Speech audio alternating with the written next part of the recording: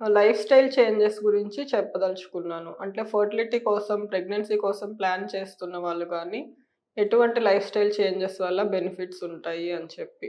జనరల్‌గా ఏంటంటే, ఇప్పుడున్న పరిస్థితుల్లో మ్యారేజెస్ అనేటివి లేట్‌గా చేసుకుంటున్నారు కాబట్టి, అన్నెసెసరీగా ప్రెగ్నెన్సీ అనేది టూ మచ్ ప్రొలాంగ్ అనేది చేయకూడదు. నెక్స్ట్ ఎందుకంటే, ఇప్పుడు ఏజ్ వైస్ గూడా మేల్స్‌లో గానీ, ఫీమేల్స్‌లో గానీ ఫెర్టిలిటీ ఇష్యూస్ అనేటివి పెరుగుతూ ఉంటాయన్నమాట. నెక్స్ట్ వచ్చేసి ఇంకా అదర్ లైఫ్ స్టైల్ చేంజెస్‌లో ఫస్ట్ గుడ్ స్లీప్ అనేది చాలా ఇంపార్టెంట్ అండి. అంటే 8 అవర్స్ ఆఫ్ గుడ్ స్లీప్ ఉండాలి. దాంతో పాటు 8 అవర్స్ ఉంటే చాలు కదా అని కొంతమంది అనుకుంటారు. అంటే మార్నింగ్ అంతా నిద్రపోవడం, నైట్ ఎప్పుడో 12, 2, 3 దాకా మేల్కొని ఉండడం.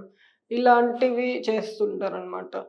సో, టైమ్‌తో పాటు డయోర్నల్ వేరియేషన్స్ అంటే సన్ సన్‌లైట్ ఉన్నప్పుడు మేల్కొని ఉండడము, మూన్ అంటే చీకటున్నప్పుడు నిద్రపోవడం. దీన్ని బట్టి బాడీలో హార్మోనల్ వేరియేషన్స్ అనేటివి చాలా జరుగుతుంటాయన్నమాట. నెక్స్ట్ వచ్చేసి healthy eating habits. Eating habits అంటే ఎక్కువ జంక్ ఫుడ్స్ ఇవాళ రేపు జంక్ ఫుడ్స్ అనేటివి కామన్‌గా చూస్తున్నాము. Outside foods, fast foods ఇట్లాంటివంతా తగ్గించుకొని వీలైనంత వరకు హోమ్ కుక్డ్ ఫుడ్స్ అనేటివి తీసుకోవాలి. ప్యాకేజ్డ్ ఫుడ్స్ అనేటివి అవాయిడ్ చేయాలి. బ్యాలెన్స్‌డ్ డైట్ అంటే వెజిటబుల్స్, ఫ్రూట్స్, డ్రై ఫ్రూట్స్ ఇలా అన్ని రకాలు ఉండేటట్టు చూసుకోవాలనమాట. నెక్స్ట్ స్ట్రెస్ లెవెల్స్ ఎక్కువ ఉంటే గూడా ఇంకొంచెం లేడీస్‌లో ఎగ్ రిలీజ్‌లో గానీ, జెంట్స్‌లో స్పెర్మ్ పారామీటర్స్ కూడా ఎఫెక్ట్ ఉంటుంది. సో, వీలైనంత వరకు స్ట్రెస్ తగ్గించుకోవాలి. నెక్స్ట్ జెంట్స్‌లో అయితే స్మోకింగ్, ఆల్కహాల్ ఇలాంటి టొబాకో చూయింగ్ ఇలా ఏమైనా హ్యాబిట్స్ ఉంటే వాటిని అవాయిడ్ చేయాలనమాట. దాంతో పాటు కొన్ని స్పెసిఫిక్ కేటగరీస్‌లో అంటే కెమికల్స్‌తో వర్క్ చేసే వాళ్ళలో, ఇలాంటి వాళ్ళలో ఫ్రీక్వెంట్‌గా కొంచెం ఫెర్టిలిటీ చెకప్స్ అనేటివి చేసుకోవాలి. ఎందుకంటే కొన్ని రకాల కెమికల్స్ వల్ల స్పెర్మ్స్ పారామీటర్స్ తగ్గడం గానీ, లేడీస్‌లో గూడా ఎగ్స్ తగ్గడం గానీ, ఇట్లాంటివి చూస్తుంటామనమాట. ఐవీఎఫ్‌లో వచ్చే సైడ్ ఎఫెక్ట్స్ ఏంటి? వాటి వల్ల ఏమన్నా ప్రాబ్లమ్స్ ఉంటాయా? అని చెప్పి చాలామంది అడుగుతుంటారనమాట. జనరల్‌గా ఏంటంటే వాళ్ళకి ఎవరైనా డాక్టర్ సజెస్ట్ చేసిన తర్వాత ఒక కపుల్‌కి మామూలుగా లేడీస్‌కి 10 డేస్ కానీ 10-12 డేస్ ఇంజెక్షన్స్ అనేటివి వేస్తారు.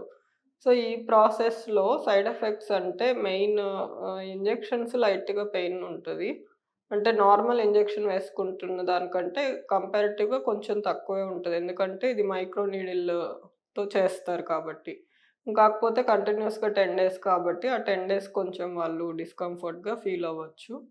నెక్స్ట్ దాంతో పాటు ఇంజెక్షన్స్ కొద్దిగా హార్మోనల్ ఇంజెక్షన్స్ కాబట్టి కొంచెం అంటే బ్లోటింగ్ సెన్సేషన్, కొంచెం గ్యాస్ట్రైటిస్ లాగా లైట్‌గా ఉంటుందనమాట. దాని తర్వాత ఏంటంటే ఎగ్స్ తీసిన రోజు అనస్థీషియా ఇస్తారు కాబట్టి పెయిన్ ఏమి ఉండదు. ఎగ్ పికప్ అయిన తర్వాత అంటే 10 డేస్, 12 డేస్ ఇంజెక్షన్స్ ఇచ్చినాక ఎగ్స్ తీసిన రోజు కాకుండా నెక్స్ట్ ఒక 2, 3 డేస్ కొంచెం అవి మళ్ళీ నార్మల్ స్టేట్‌కొచ్చే వరకు కొద్దిగా సేమ్ అబ్డామినల్ బ్లోటింగ్ సెన్సేషన్ అంటే కొంచెం గ్యాస్ట్రైటిస్ లాగా, కడుపు ఉబ్బరం ఉన్నట్టు ఇలాంటివుంటాయి. కొంతమందిలో పీసీఓడీ అంటే ఎక్కువ ఎగ్స్ తీసిన వాళ్ళలో మాత్రము కొద్దిగా ఆ డిస్కంఫర్ట్ అనేది కొద్దిగా ఎక్కువుండొచ్చు. కాకపోతే ఇప్పుడున్న కండిషన్స్‌లో, ఇప్పుడున్న ట్రీట్మెంట్స్ వల్ల చాలా వరకు ఆ ప్రాబ్లమ్స్ అన్నీ తగ్గాయి. అంతకు మించి ఇంకా ఎంబ్రియో ట్రాన్స్‌ఫర్ అప్పుడు అంటే తయారు చేసిన బేబీని ఎక్కించే ప్రాసెస్‌లో గూడా సేమ్ టాబ్లెట్స్, ఇంజెక్షన్స్ ఉంటాయి. ఆ ఇంజెక్షన్స్ టైమ్‌లో పెయిన్ తప్ప ఈ ఐవీఎఫ్ ప్రొసీజర్‌లో ఇంకా లాంగ్ టర్మ్ సైడ్ ఎఫెక్ట్స్ అనేటివి ఏమీ ఉండవనండి. ఫెర్టిలిటీ ట్రీట్మెంట్స్‌లో ఐవీఎఫ్‌లో ఎంబ్రియో ట్రాన్స్‌ఫర్ అంటే బేబీని గర్భసంచిలోకి ఎక్కించడం. ఇది చేసుకునే వాళ్ళలో తీసుకోవాల్సిన జాగ్రత్తలు ప్లస్ ఎంబ్రియో ట్రాన్స్‌ఫర్ అయిన తర్వాత ఎలా ఉండాలి అని చెప్పి చాలా క్వెషన్స్ అడుగుతుంటారు. ఎగ్స్ పెరగడానికి ఇంజెక్షన్స్ ఇవ్వడం.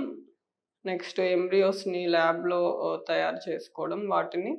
అంతవరకు ఒక పార్ట్. నెక్స్టొచ్చి లైనింగ్ పెరగడానికి మెడిసిన్స్ ఇవ్వడము.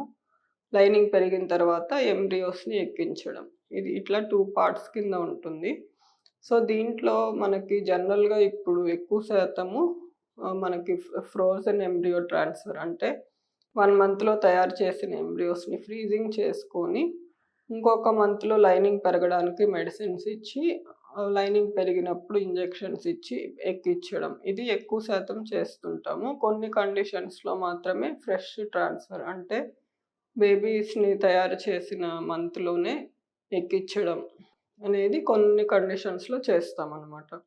సో, జనరల్‌గా ఇప్పుడు ఎంబ్రియోస్ ఫ్రీజింగ్ చేసిన తర్వాత లైనింగ్ కోసం మెడిసిన్స్ ఇచ్చేటప్పుడు తీసుకోవాల్సిన జాగ్రత్తలేంటంటే, ఫస్ట్ పీరియడ్స్ అయిన సెకండ్ డే డాక్టర్ మీకు చెక్ చేసి స్కానింగ్‌లో, బ్లడ్ టెస్ట్‌లలో చెక్ చేసి టాబ్లెట్స్ అనేటివి ప్రిస్క్రైబ్ చేస్తారు. సో, ఈ టాబ్లెట్స్ అనేటివి జనరల్‌గా హార్మోన్స్ అనమాట. ఒక్కొక్క బాడీకి వాళ్ళకి తగినంత లైనింగ్ రావడం కోసము కరెక్ట్‌గా డోసెస్ అనేటివి రాసి ఇస్తారు.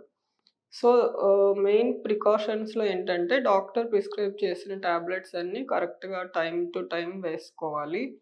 ఒకవేళ ఏదైనా స్కిప్ చేసినా, తెలియకుండా ఎక్కువ వేసుకున్నా డాక్టర్స్‌కి వెంటనే ఇన్ఫార్మ్ చేయాలి. సో దట్ వాళ్ళు మీ కండిషన్‌ని బట్టి ఇంకేమన్నా ఆల్టర్ చేయడమా అనేది డిసైడ్ చేస్తారనమాట. So, hope this video is useful for you. Thank you very much.